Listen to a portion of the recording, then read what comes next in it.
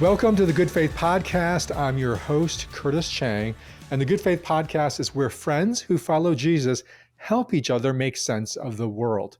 And in the world right now, or at least in America, it's the end of the school year. And so many students, parents, and teachers are trying to make sense of what happened in the classroom this past year. Well, you know who else spent their past year in a classroom? Our founding friend, David French. He was Professor French at Lipscomb University, his alma mater. And for this conversation, I wanted to hear what he learned from the experience and what it might mean for the rest of us. So, Professor French, welcome to the Good Faith Podcast. Curtis, great to see you. Before we get started substantively, David, what do you think of Professor French as your wrestling nickname? Well, it's funny you should say that, because when I was in Officer Basic at Fort Lee in 2006, my nickname was Professor. And it was kind of funny. Everyone adopted it because, you know, one of the first things we did when the new class came in, we were talking about like our history, and I was older than almost everybody there. And they're like, "What's your story, old man?" You know? And I said, well, I did this and I taught at law school, and then I decided I needed to join. And they're like, wait, you were a teacher, you're a professor? And it's like, yeah, I was for a bit. And then I was professor from that point on. And even the drill instructors would say, Professor, drop and give me 20, you know?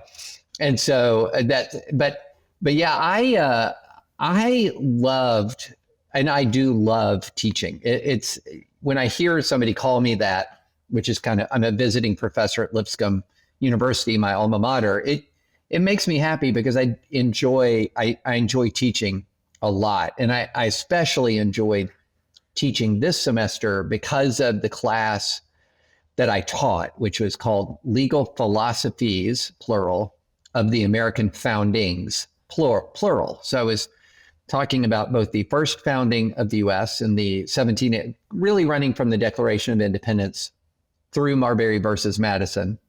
And then I taught about the second founding of America, which I identified as kind of really running from the Gettysburg Address to Brown v. Board.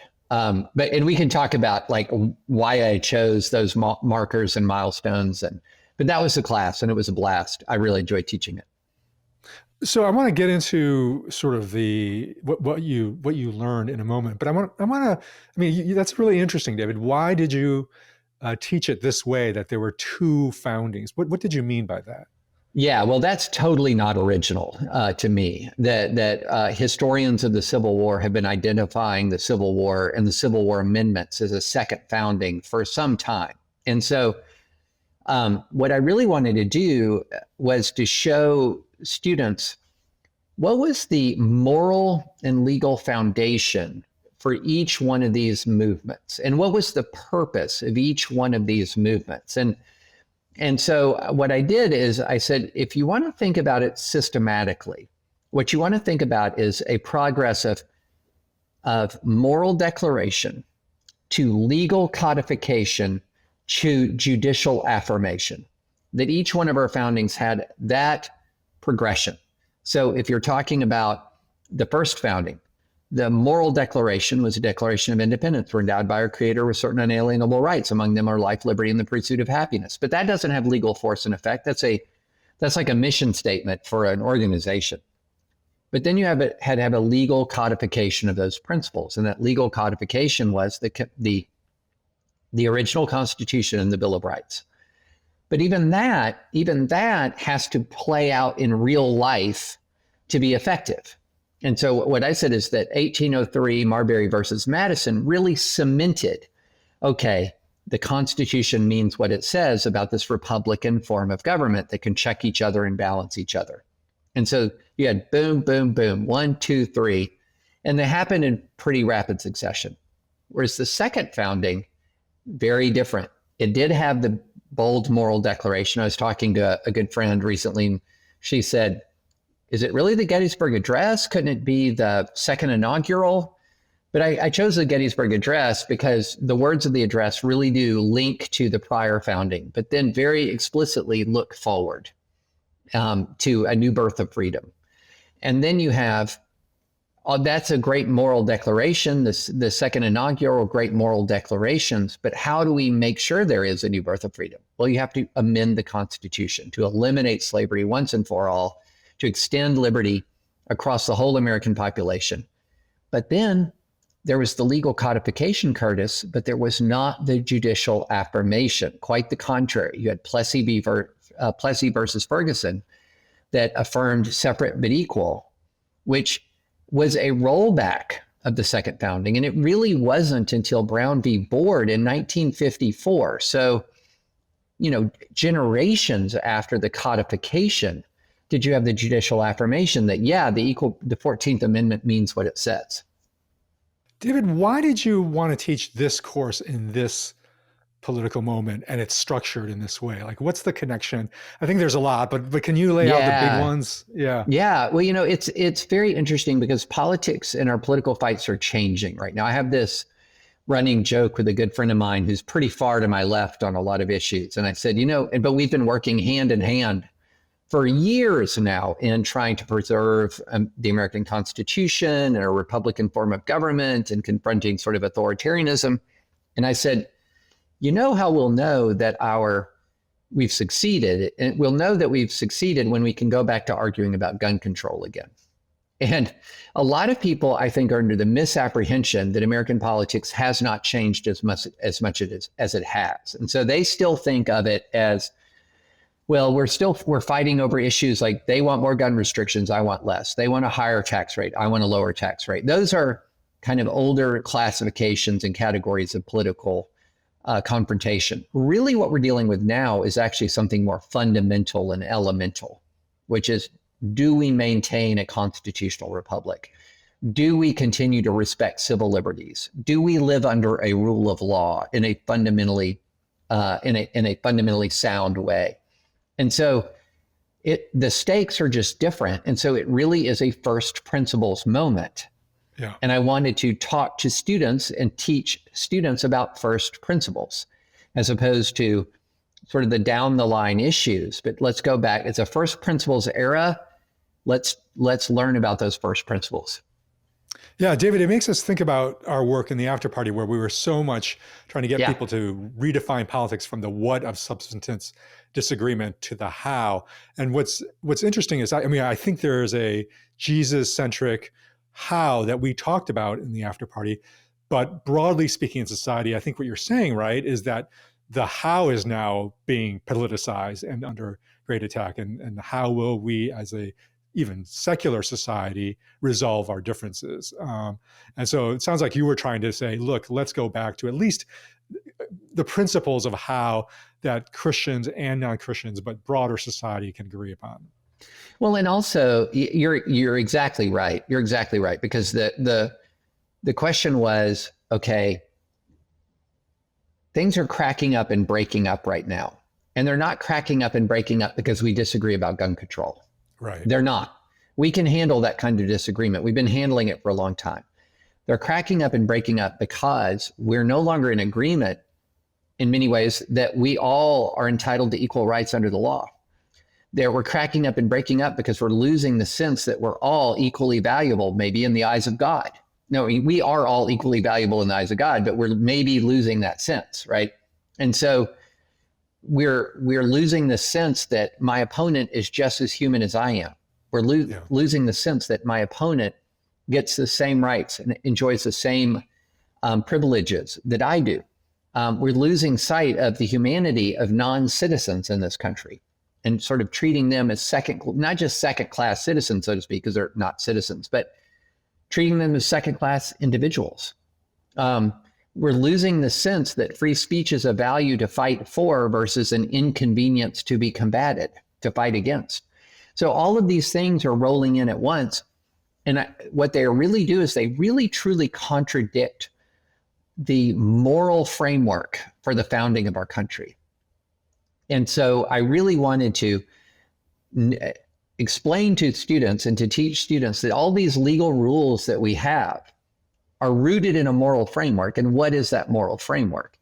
And so we began going all the way back to Athens. We began by, going from Athens to reading John Locke and others, and sort of the 17th century and 18th, the English Bill of Rights, and how it was codifying some of these, some of these more Lockean ideas about individual liberty, and a government has to rule the consent of the governed, and so we're talking about the development of a moral philosophy that led to the development of a political philosophy.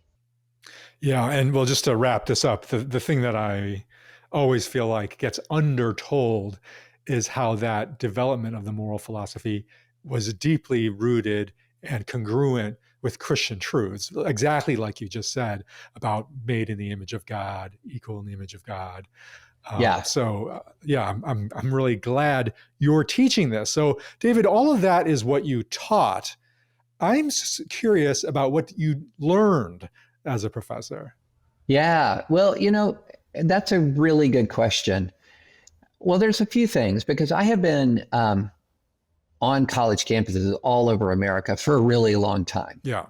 And there are a few trends that I've begun to identify that I think a lot of people may not appreciate so much. And that is, the culture of American higher education is becoming more diverse in this sense, that there used to be a kind of ideological, what I might call more or less ideological uniformity and cultural uniformity in American higher education, that you would go to Harvard, and Harvard was one way, but you would go to University of Alabama, and it was very similar to Harvard. In the sort of the ethos of the faculty, it would be more similar to Harvard, say, and the ideological makeup of the students, that they were different versions of each other. Whereas now, colleges are wildly different. You cannot say that there is a, quote, campus culture. If you go to the Southeastern Conference, it is so different, so radically different from going to, say, Brown or Harvard. Or if you go to Lipscomb, where I teach, that is so different from going to Oberlin, that there is a lot of market differentiation in higher education, a lot more than there used to be. So you can no longer sort of make sweeping statements about campus culture anymore. You just can't do it.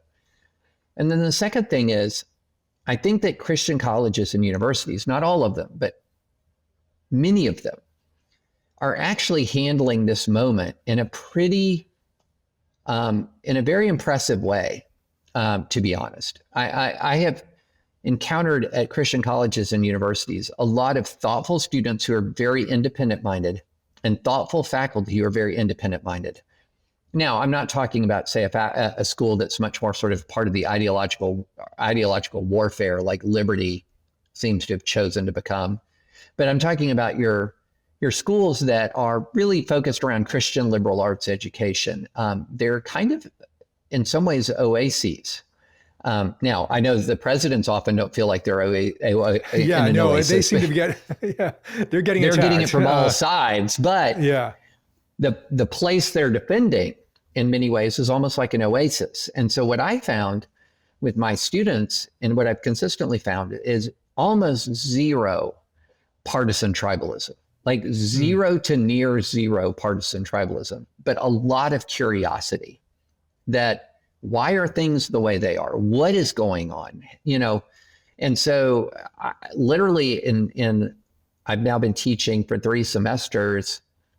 I can't think of a single student who walked into that class, and I've taught a lot of students in that time, who walked into that class just loaded for bear, ready to argue, totally wanting to mix it up.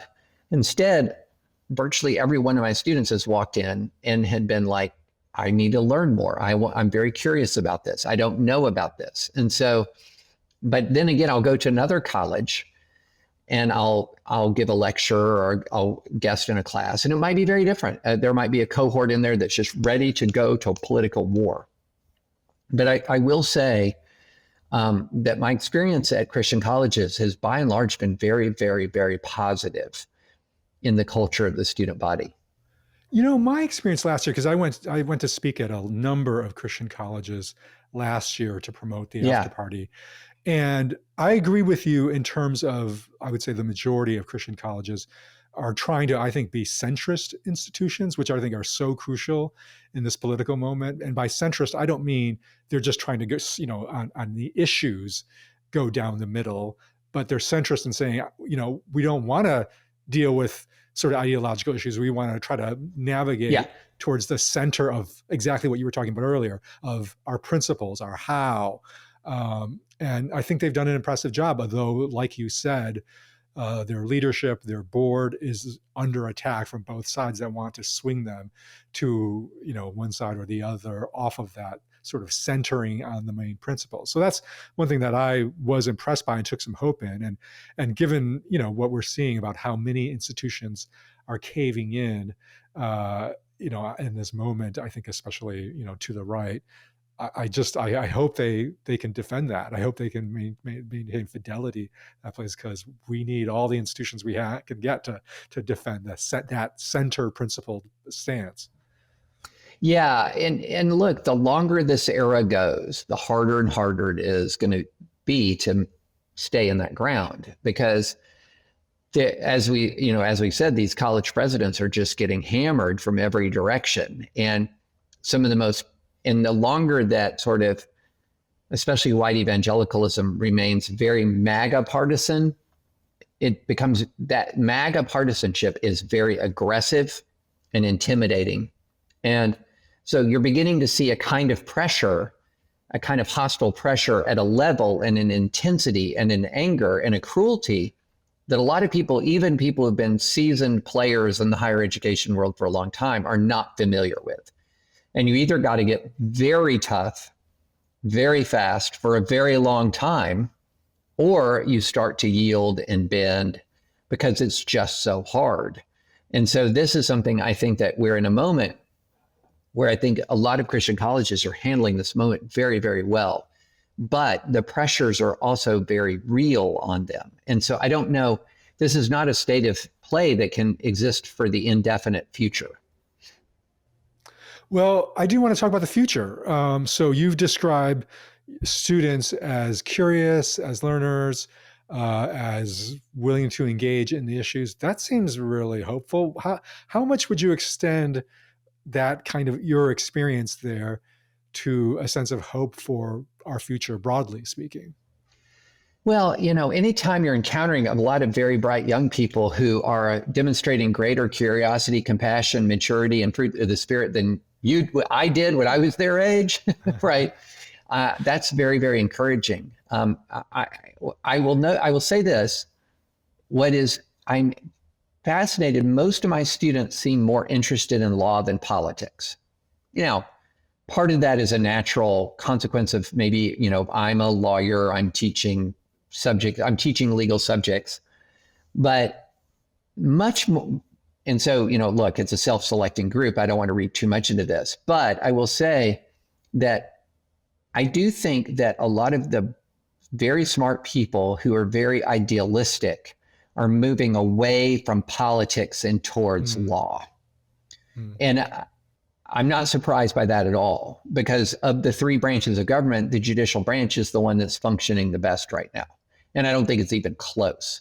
And so the judicial branch is where people see real things happening, that they actually have a hope to change something about this world, that they actually have a sense that this is an honorable and an ethical profession. I know lots of people like to dump on lawyers and, the Shakespeare first thing we'll do is kill all the lawyers and all of that. But compared to modern politics, the legal profession is like a Socratic dialogue. I do think that a lot of your smarter, more thoughtful, more honorable, more ethical people who are very public-minded are gravitating more towards law now as opposed to politics. And I don't think it's a coincidence that applications for law schools are soaring. And it's not just because of economic uncertainty. Yeah. David, we've often talked about how our view, you and me, our view of America and America's future was shaped by who was president when we entered voting age, right? Like for us, this was Ronald Reagan. And so whether you were pro-Reagan or anti-Reagan, your political identity was still defined by Reagan. And so I was curious if, from your close interaction with students, you had any sense of what is the implications of the reality that this generation, their version of Reagan is Donald Trump, right? Again, whether you're pro-Trump or anti-Trump, you're still being shaped by Trump. And so what are the implications of that reality? Boy, that's a great question. And I don't know the answer. And I've become keenly aware that, for this particular group of students, some of whom are freshmen, I had everyone from freshmen, it's an open enrollment class, I had everyone from freshmen to seniors. So I'm thinking about my 18-year-old freshman there. They were eight when Trump came down the escalator. Yeah. So he is the dominant political force in their lives. And they don't have a model of a different kind of politics. This is politics to them. This is what it is. And so one of the things that I've tried to do is really introduce them to the fact that, to the reality that this is not actually, they're not living in a typical period of American political life. They're living in an atypical period. And there is another way to do these things. And I think one of our greater dangers, the longer this era goes on, is that it just continues through inertia. It just continues because it becomes the culture. And you can see some of this arising up because I don't know if you've seen some of the reports of there are Democrats who are trying to counter Trump by creating something called Blue MAGA. In other words, like fight fire with fire, which is ironically enough how MAGA justified itself. MAGA justified itself by saying we're fighting fire with fire. And now you're having some people rising up. Now, not everybody, but you're having people rising up on the left. It's like, well, this obviously works and we're fools if we don't adopt these kinds of tactics. And so if that becomes the norm, then just through sheer inertia, we're just going to continue down this road because this is what politics is. So I think one of the, most valuable things you can do in political life right now is just to stand up and say and model, not just say, but do and live in a way that is fundamentally contrary to the spirit of the age. And Christians should be ideally suited for that. We've been told to be contrary to the spirit of the age for a very long time. But the sad thing right now is, quite honestly, Christians are responsible for the spirit of this age in many ways. In general, did you leave teaching this class more optimistic about the future or less optimistic? Let me put it this way. I left teaching my class more optimistic about the students I was teaching. Okay. One of the things that gives me hope is that a lot of these students are the current political culture makes them miserable. And so they're not loving this political culture. Now, you wouldn't know that from Twitter, where there's a lot of very young and strident voices. But one thing that's fascinating, I like to ask my students, how many of you are on different social media platforms? And I don't think I've had more than 2 or 3 students in any of my classes say they spend any significant time on Twitter at all. So if you're getting your sense of the young America's, next generation from the younger people on Twitter, that is not a representative sample. Yeah. But I will say that along with the cause for hope, there's also a warning. And that warning is that a lot of these students seem to be responding to a very, very distressing political environment by just pulling away. Absolutely. I mean, I think that is what I see. They might be interested in the topic in the classroom, but socially, they really pull away, that they don't want to engage for fear of relational loss, for fear of relational damage. I'm not sure if that's a good thing or a bad thing, but that certainly is what's happening. And I think is indicative of what you say. They realize there's something dangerous about what's happening right now that they don't want to touch. And there's another thing that I'm also noticing, which is, and our friend Russell Moore has made this observation many times, but it just keeps being proven true. So if you rewind the clock to when I was in law school, a lot of my arguments that I had and discussions and conversations that I had with people about Christianity involved people saying, look, I don't believe all that stuff. I don't believe the virgin birth. I don't believe the Bible's the word of God. I don't, I just don't believe that this stuff is true. Yeah. And so a lot of what I would used to do is like, okay, why do I believe the Bible? When I would talk about, presenting an apologetic for Christianity, it would be, why do I believe in miracles? Why do I believe the Bible is true? Why do I believe, could Jesus actually be raised from the dead? Are you kidding? And so I had all of these apologetics arguments just primed and ready to go. But the current students, and Russell makes this point, currently young people are leaving the faith not because they don't believe the miracles, but because they can't unbelieve the behavior of Christians. And that what's happening is that it's not that they can't believe the Bible, it's that they look at Christians and think that Christians don't believe the Bible. Yeah. And so I have this, I've asked my classes this question of the people that who have left the faith or rejected Christianity, how many have done it because they just don't believe in the miraculous? Like they just don't believe in God. And how many have done it because they can't believe how Christians have behaved? And I think, and every time I've asked this question, I have not had one student say that the people that they know, or maybe even themselves who are kind of struggling with their faith, because they don't believe in the miraculous, it's because they can't believe how Christians have behaved. Wow. And so that has been a very interesting thing to observe. People seem to be more willing to believe in miracles than when I was younger. People are very open to the supernatural. They have a longing in their hearts, but they can't grasp why or how people who follow Jesus would behave the way that they behave. When you have an entire movement acting out of almost a state of, seems like perpetual fear and anger and panic, what that is telling the people who are looking at it from the outside is telling them they don't actually really believe what they say they believe. Yeah. And so why would I join a movement that doesn't have confidence in the very words that they claim are divinely inspired? And it's also creating, I think, a weird dynamic around sort of Christian conversion right now, where parts of Christianity have become so politicized that you're beginning to see a phenomenon where people are becoming Christian in part to fight the left. It's messing with what our very definitions of a faith are, because politics is becoming the faith to such a degree. Yeah.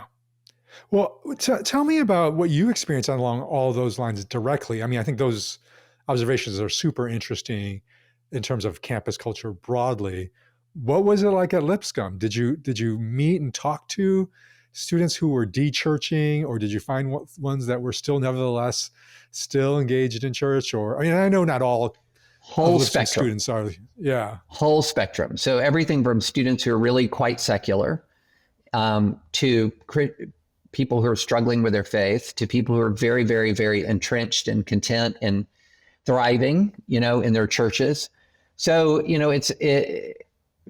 the school is much more diverse, not just from a sort of a racial, ethnic standpoint, but it's much more diverse from a religious standpoint.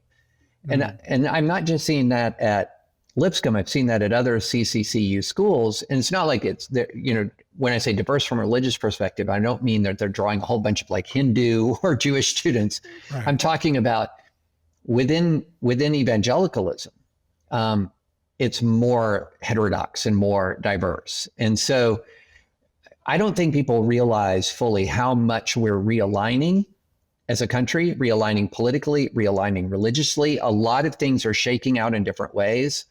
And the students are all part of that. And so when I was at Lipscomb, just to give you a sense of the change, I joined College Republicans in 1988 to try to, campaign for George H.W. Bush. And we canvassed our dorms, and we found out that about, I can't remember the exact percentages, but it's something like 85% were Republican, 10% were independent, and 5% were Democrat. This was in 1988. And so we just basically stopped doing anything. Like we weren't going to improve on 85%, right? So why bother? But then my class last semester in the fall, on election night, we were wrapping up class, and I said, okay, I'm going to do a pool. Who's going to win? Who's going to win? What's the electoral college vote? I'm going to give the winner of our pool like a gift card to a restaurant to give it some steaks.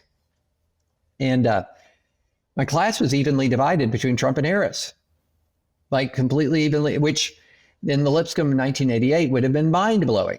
But that class is also very divided. My class in 1988 would have been all Church of Christ. In 2024, it was Baptist, Church of Christ, Pentecostal, Presbyterian. We had Jewish students. I had Muslim students. Like I did actually have religious diversity, not just within evangelicalism, but just across faiths. And I think we're in a big churn right now. And the two-party system hides that churn. Because at the end of the day, politically, vast majority of people choose one of the two lanes. But you pull back from that very basic, simplistic choice and pull back and look at their lives. We've got a lot more diversity than we used to. And that just comes through at Lipscomb. It comes through at other schools as well. Yeah. Well, David, anything else that you feel like we need to know about this next generation? You do have this kind of emergent anti-tech, anti-social media phenomenon. I met students who have deleted and reinstalled Instagram any number of times. So there seems to be, I would put it this way, a lot of discomfort with the world that has been created for them. And I think that is contributing to the anxiety, to the depression, and also a sense of less agency than they wanted. When I'm Gen X, so I'm like extreme agency. We were the latchkey kid generation, right? It was bike out of your house in your garage in the morning, and then when you come back, maybe you'd have a hairline fracture somewhere, maybe you'd have 3 or 4 stitches, and the parents would be like, oh, must have had an interesting day. Here's some roast for dinner, and they've grown up, both the Gen Z and Gen Alpha, it's micromanaged. It's travel sports. It's not spontaneous play. It's, and I think that what's resulted is that there is a real sense that agency has been taken. And there's a frustration with that. And so college students, and a fragility a sort of emotional fragility that comes with that. Jonathan Haidt has written so much about this. So much. And you just see it. And you can see that there are students who go to college and they have had zero freedom before college. It wasn't a marginal increase of freedom. Like for me, when I went to college, I had more freedom, obviously, than when I lived at home, but it wasn't this quantum difference. But you're beginning to see this like quantum change from no freedom to sort of total freedom, except for the constant pinging of the texts and the WhatsApp messages from the parents. And so we need to be thinking hard about giving kids more agency earlier than we do now. There's got to be a happy medium between latchkey children and helicopter snowplow parenting. In that day-to-day rhythm of teaching, you also begin to learn, why is it that students the fact that students are less confrontational with each other in class isn't necessarily a sign of agreement or consensus. It's also a sign of fear and timidity and concern about their social standing. They don't want to do anything in class that can harm their social standing. Whereas about the only thing that could harm your social standing when I was coming up in class was being a jerk to people, like just being a jerk. You could be Republican, you could be Democrat, even in this overwhelmingly Republican school, and you could still be liked. But if you were a jerk to somebody, you would not be liked. This is more like if you're a Democrat or Republican, they're afraid that people perceive you as evil just based on that identity as a Democrat. So people keep those cards closer to the vest. And I'm not sure I don't think that's a great development. And you can see it. And I have seen it in my students, because I had a question I asked once where I was like, hey, why is there sort of less argument in class? I haven't seen a lot of argument. And part of it is that they were learning new things that they didn't have fully formed opinions on. But also part of it is nobody wanted to be in a situation where they might find that they lost friends. And, this goes all the way back to something Tim Keller told me, oh my gosh, 20 years ago almost, where he said he was noticing at Redeemer at his church in Manhattan that people used to be able to disagree and remain friends. But he was beginning to see that young people in his church were not able to remain friends if they disagreed. And I remember hearing that and being kind of shocked because, Curtis, you and I come from a community of friends that if we're not disagreeing, like in our little fantasy baseball league, if we're not disagreeing, like somebody take our temperature check because we have been at each other's throats to varying degrees on varying issues for 30 years and we're still close. But that's increasingly rare that people can have disagreements about important issues and remain friends. So it sounds like the censorship is less institutional or from the professor. There's self-censorship that the culture is now imposing. So even at Lipscomb, you saw that. Oh yeah. And Lipscomb is a very kind place by comparison to other schools. Well, I actually think the kindness of the culture is part of what causes people to self-censor, is because kindness is interpreted as not disagreeing with one another or not raising the issue. Yeah, that is interesting.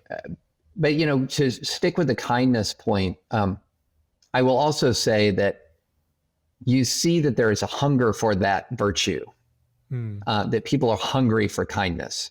And in fact, so when there is an actual culture of acceptance, people don't want to mess with it, So interjecting maybe an offbeat opinion or something that's at odds with the other people, because of the unique sensitivity around politics, it's a heightened sensitivity than when I was when I was younger. They're just not wanting, because sometimes the interjection of the opinion is seen as inherently disruptive. Yeah. All right, David, last question. We have some degree of listeners to our podcast who are parents of kids in high school, and they are even soon going to be in a process of discerning where their kids should go to school. So what advice would you give to parents who are wondering whether they should consider a Christian college or not? Yeah, that's a great question. And, the first thing I would say is know your kid, which sounds, so basic, but colleges are so different now. They really are, that I think it's important, this concept of finding a place where your kid, emphasis on your kid, can thrive as a person, which is where I think your college choice kind of goes like this. And we've had so many email conversations about this, Curtis. You pick your college based on where you'll thrive as a person. You pick your grad school based on where you're thriving as a professional. And so that means different things for different people. So a lot of kids who grew up in Christian high schools, for example, they don't need, nor maybe even want, another intensive Christian experience.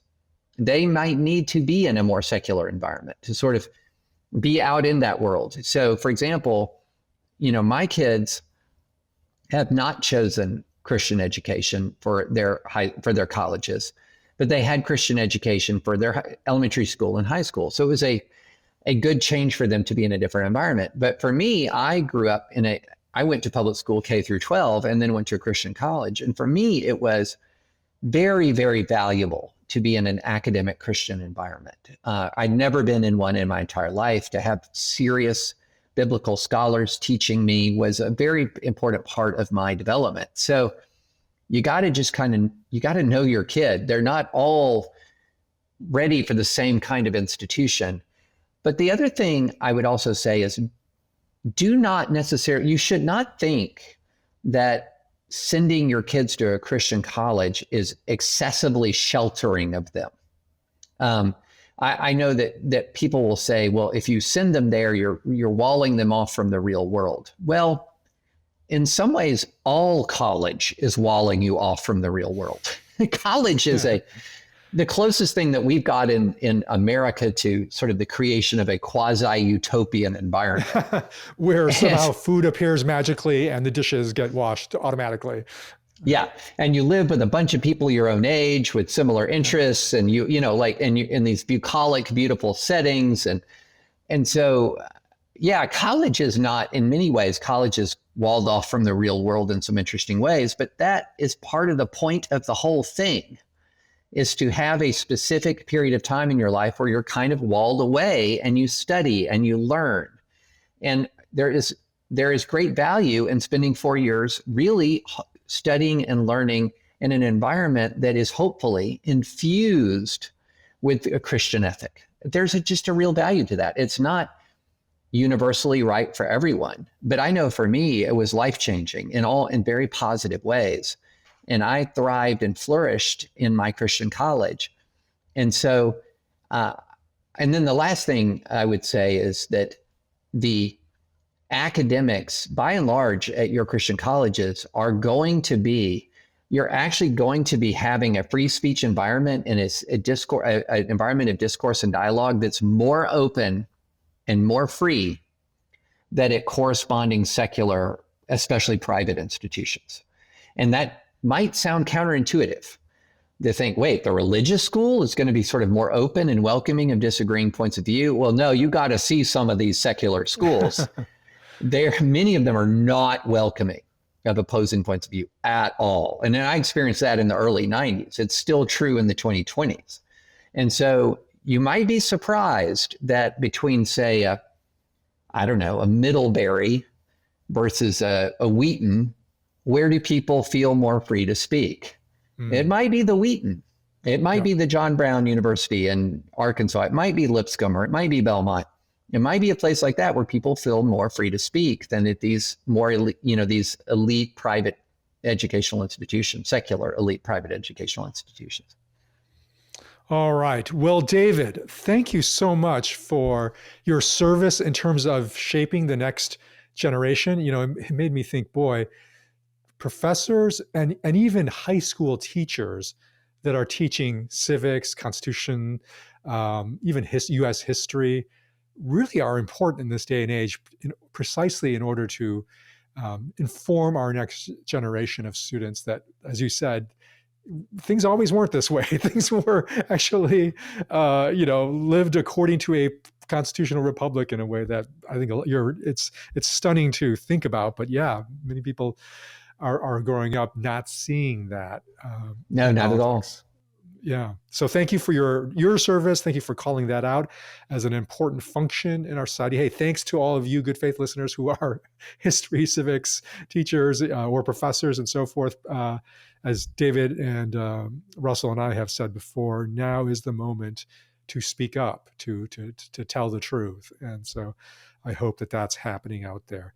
So everyone, please join us again next week when we once again gather around the campfire.